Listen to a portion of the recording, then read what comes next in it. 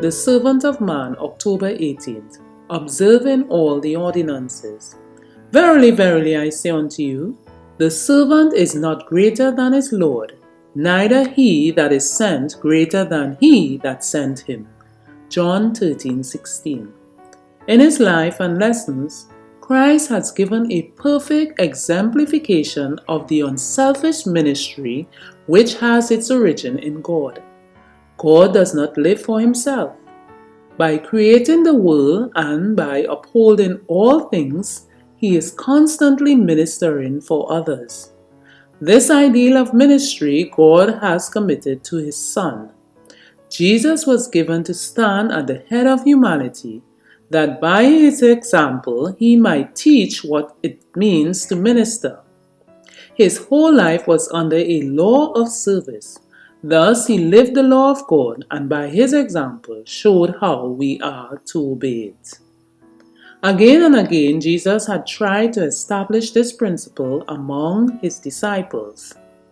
When James and John made their request for preeminence, he had said, "Whosoever will be great among you, let him be your minister." Matthew 20:26. In my kingdom, the principle of preference and supremacy has no place. The only greatness is the greatness of humility. The only distinction is found in devotion to the service of others. The Desire of Ages 649 and 650. The ordinance of feet washing is an ordinance of service. This is the lesson the Lord would have all learn and practice.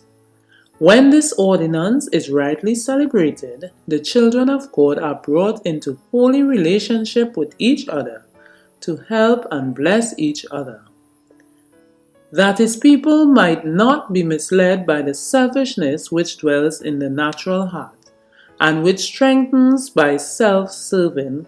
Christ himself set us an example of humility.